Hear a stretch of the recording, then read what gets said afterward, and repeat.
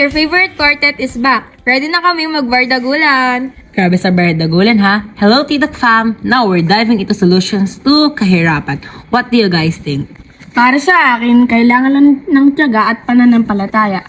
Kailangan nating magtiwala sa taas. Alam mo yon? May plano siya para sa atin. Kaya't minsan, kailangan lang nating sumunod. Tama ka dyan, tol. Pero sabi nga nila, nasa Diyos ang awa, nasa tao ang gawa.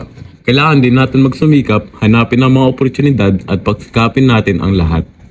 Oo nga mga mare, pero minsan, kailangan din natin mag-take ng risk, di ba? Wala namang mawawala kung susubukan natin. Baka sakali yun ang magbukas ng bagong pagkakataon. Tama. Pero importante rin na maging mapagbigay. Mas marami kang ibibigay. Mas marami kang tatanggapin, di ba?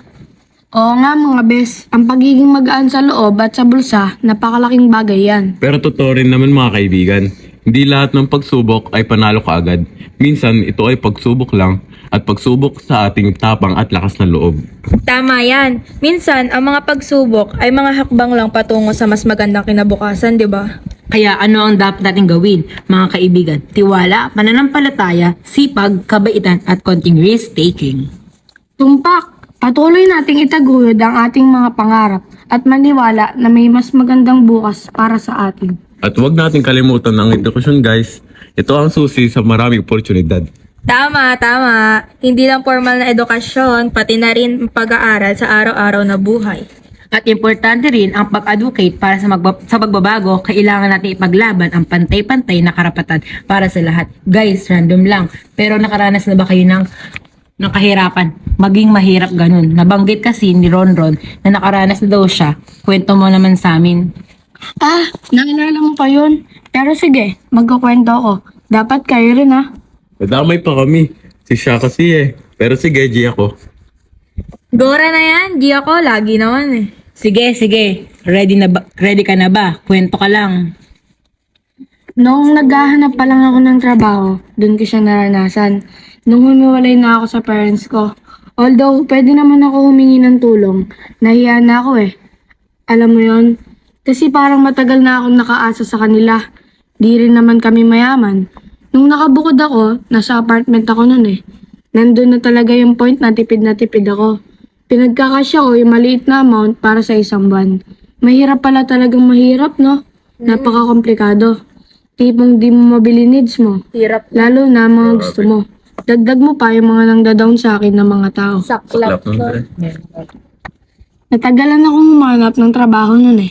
Siguro dahil sa kakulangan ng oportunidad o madalas pinapalagpas ko lang yung mga opportunities. Di ko rin i-deny na may katamaran ako nun. Hanggang ngayon pa rin naman medyo. Nasanay kasi ko nandyan yung mga magulang ko para sa akin. Inaasa ko sa kanila mga bagay na dapat ako yung gumagawa. Edi paano mo naman nalagpasan yun, pre? Hugs, sabi nyo nga ang hirap ng realidad. Nakaangat ako sa buhay na dinanas ko in the way na nagsikap talaga ako.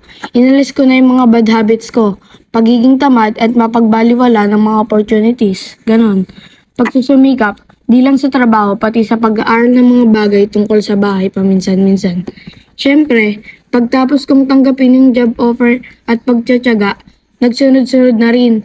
Di ko na pinagkakasya yung maliit na amount sa isang buwan. Nabibili ko na lahat ng needs ko at ibang mga gusto ko pang bilhin. Nakapag-ambag pa nga ako ng pambili ng mic natin eh. Nice. Buti na lang nalagpasan mo yun. Buti rin nakapag-ambag ka sa mic natin. Uy, grabe ka. Kita mo kakashare niya lang ng personal na bagay. Pero ano nang masasabi or ma-advise mo sa mga listeners natin na baka nakaka-experience din ng same thing? Advice? Wait, isip lang ako.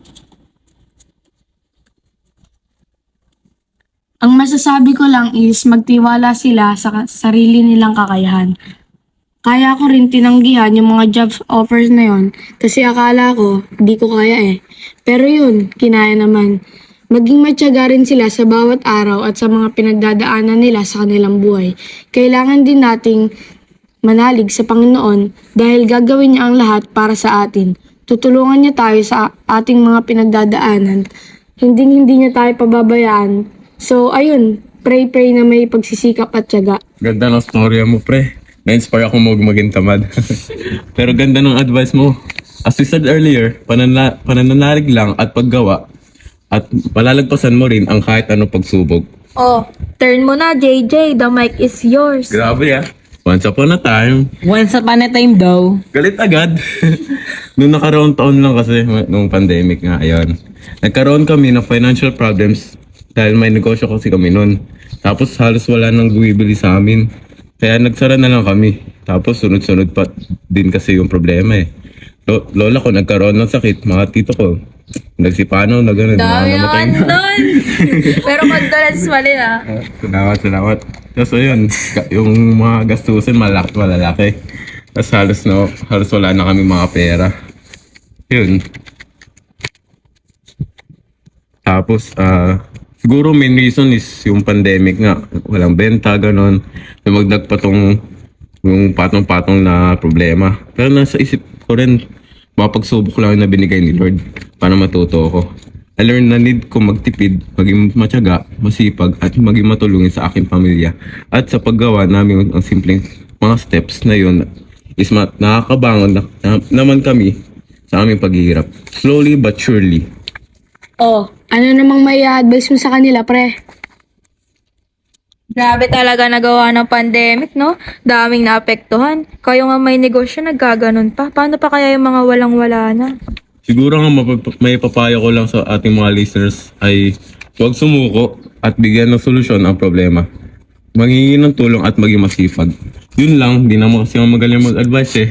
Okay. Thank you sa pag-share nyo mga te. Di ko napapahabain tong akin kasi kung tutusin di naman talaga ako nakaramdam ng kahirapan eh. In the middle lang ganun. Straight sa advice na lang ako. Ang masasabi ko lang is, maging grateful all the time. Siyempre kasi naranasan ko yung ubos-ubos biyaya dati eh. Yung pag may pera ko hawak, sige bili dito, bili doon. Healing your inner child, ika nga nila. Pero nung di na ako naghahawak ng pera ko, natuto rin ako mag-budget syempre, tsaka maging grateful sa bawat piso na pera na hawak ko. Natutunan ko rin maging matipid mga te. Para sa mga katitok natin dyan, na nakakaranas ng kahirapan, makakaahon din po kayo dyan. Basta lagi lang po kayo magtiwala sa Diyos. At syempre, samahan niyo po ng sipag at tiyaga. Yun lang po. Thank you po. Siya ni Bes, ako rin. Di na ako magtatagal. Dahil kung i-compare yung naranasan ko, mababaw lang naman. Yung kumpara sa pinagdaanan ng iba. Parang si siya, di ko na rin papahabain to. Ang may papayo ko lang is magtiyaga tayo. Sabi nga kung may tiyaga, may nilaga. At siguro maging kontento sa kung anong meron tayo ngayon. Hindi yung pinipilit pa ang mga gustuhin bilhin na hindi naman kailangan. Masasabi ko rin na huwag iasa sa inyong magulang lahat. Matuto rin tayo maging independent dahil magagamit natin yan sa future. We hope na lahat tayo nakakadanas na kahirapan at paghihirap ngayon ay makakalagpas na. Sana kayo po ay magkaroon na ng magandang buhay na deserve nating lahat. Tama ka dyan. Gamitin natin ang ating boses upang makapag-ambag sa pagbabago. At suportahan natin ang isa't isa sa ating adikain. Magkakasama tayo sa laban na ito. Kaya mga kaibigan, patuloy tayong mag-usap, magbahagi ng mga ideya at magtulungan para sa isang mas magandang kinabukasan para sa lahat. Tama yan. Salamat sa pakikinig mga katitok. Patuloy tayong magpakalat ng pag-asa at positibong kaisipan sa ating pakipaglaban-laban sa kahirapan. Hindi natin dapat baliwalain ang bawat munting hakbang na ginagawa natin. Malaki ang magagawa nito kapag pinagsama-sama. Kaya't hindi lang tayo dapat magbigay ng solusyon, kundi magtulungan din sa pagpapatupad nito. Cheers to that! Oh, di kami nagiinom ah. Anyway, thanks for tuning in mga katitok. This is the end of our first episode. We hope you enjoy. Let's keep spreading hope and positivity in our fight against kahirapan. We hope you enjoy this special episode of ours. We'll be doing more of this from now on. Hindi na lang chismis ang ating pag-uusapan, issue ng lipunan na rin. Yes, you hope stay tuned for our future episode. Nagustuhan niyo ba tong special episode? Kindly tell us in the comments below. Remember guys, let's keep the conversations going, share your thoughts, ideas, at kahit mga kwento nyo para sa ating topic sa susunod na episode. Don't forget to subscribe and spread the word ng aming podcast. Let's go at TikTok community together.